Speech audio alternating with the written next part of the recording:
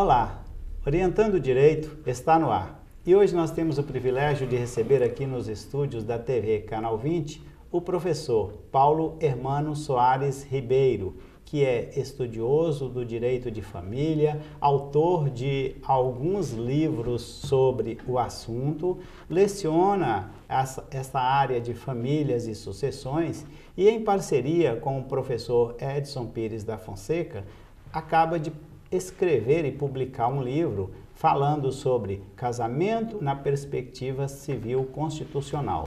Ele, como um civilista de grande marca, muito certamente fez uma grande contribuição no livro com a parte de direito civil, do direito mais relacionado ao Código Civil, deixando, obviamente, ao professor Edson a parte de direito constitucional. Mas vamos conferir se é isso mesmo, na voz do próprio professor Paulo Hermano, que vai nos falar sobre a ideia de escrever um livro com esse tema em parceria. Muito bem, professor. A ideia da parceria foi justamente por unir dois grandes ramos do direito, que é o direito civil e o direito constitucional. Hoje, na verdade, há uma fronteira muito rarefeita entre esses ramos do direito, mas a nossa especialidade é a especialidade ao olhar do civilista.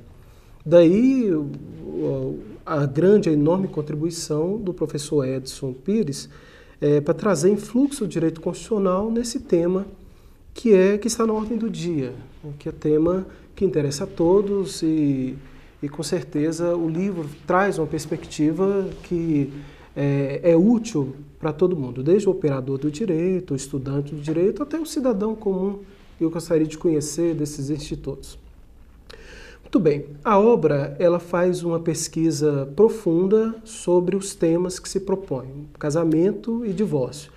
E como tudo em direito de família, há sempre uma dificuldade conceitual muito grande, a definição desses assuntos não é uma coisa fácil.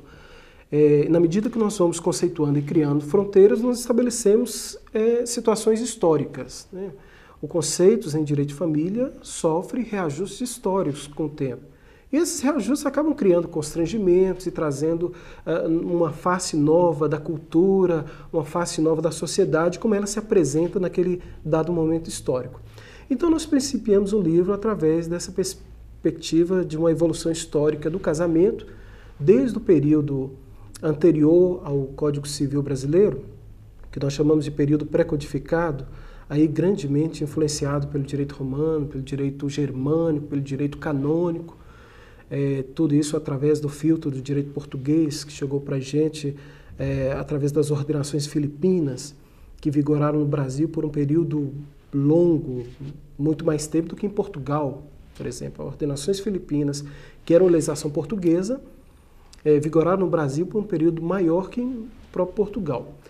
Então, a evolução, a construção dos nossos conceitos de casamento, de separação, as possibilidades de rompimento, elas estão atreladas a essa perspectiva histórica.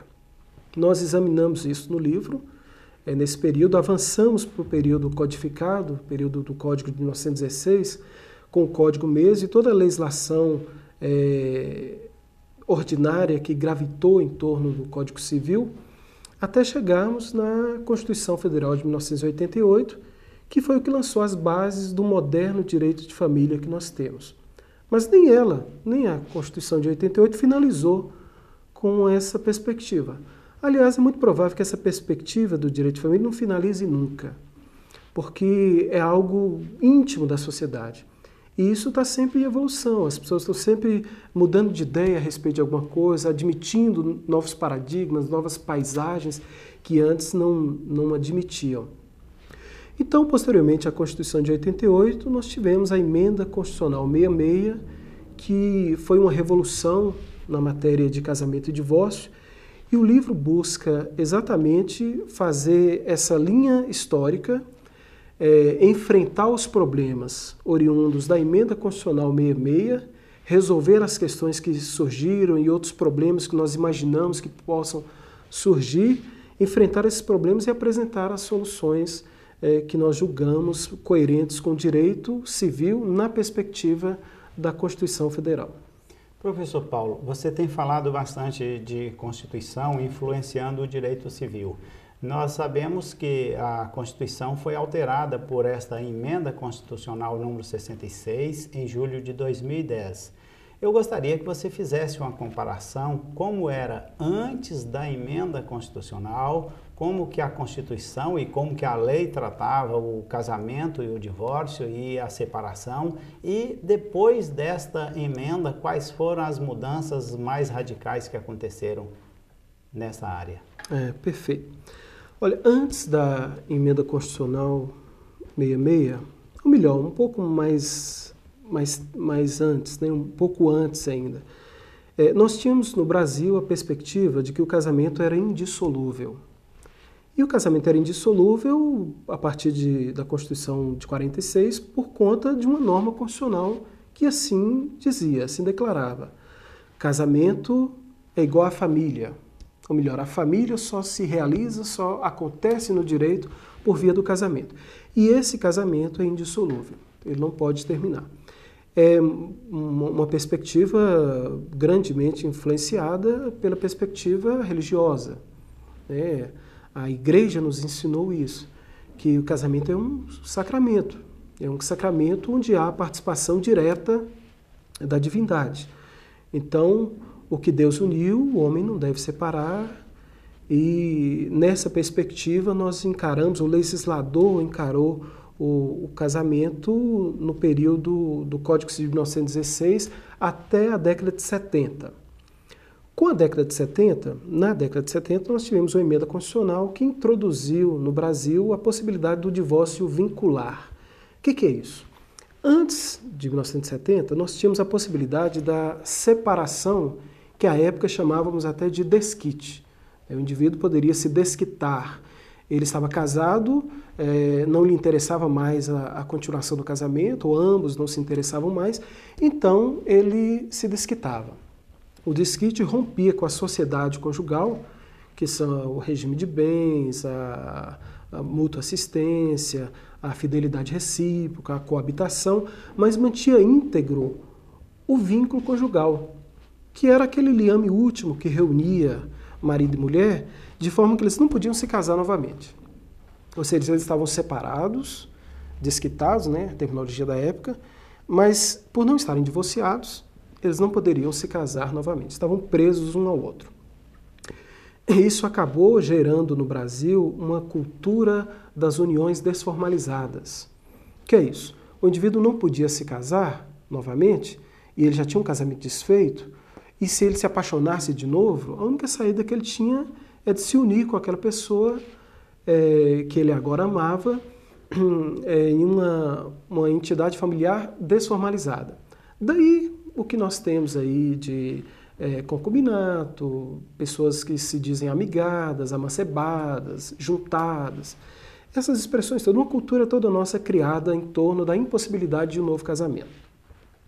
A partir da década de 70, com a introdução da emenda constitucional que autorizou o divórcio, as pessoas começaram a poder se desvincular das outras para efeito de um novo casamento. Então você casou-se, não deu certo, você tinha a possibilidade de uma nova chance, uma segunda oportunidade de ser feliz. E aí casar-se novamente de forma formalizada e ter de novo uma família dentro do que é muito caro para o legislador, que é um matrimônio. Só que para o indivíduo alcançar o divórcio, ele tinha que passar por uma série de dificuldades, uma série de entraves. Primeiro, ele tinha que estar se separado do seu cônjuge, de fato, aquela separação que cada um vai para o seu lado, sem formalizar a separação, há pelo menos 2 anos. Ou ele teria que passar primeiro por uma prévia separação judicial ou extrajudicial e 1 ano, né, de prévia separação para ele ingressar na possibilidade do divórcio. Com a emenda constitucional, o que o legislador fez foi apagar a necessidade desses entraves, que o indivíduo primeiro se separe de fato, ou primeiro faça uma separação judicial, ou discuta isso no litígio primeiro, de forma que ele possa diretamente ingressar com o divórcio apenas pela vontade própria, pelo interesse dele em se divorciar da outra pessoa. Orientando Direito vai um pequeno intervalo e ao voltarmos nós vamos falar sobre um tema novo que está sendo mostrado nesse livro, Casamento e Divórcio, de autoria do professor Paulo Hermano, em parceria com o professor Edson. Espere-nos e voltaremos em um minuto.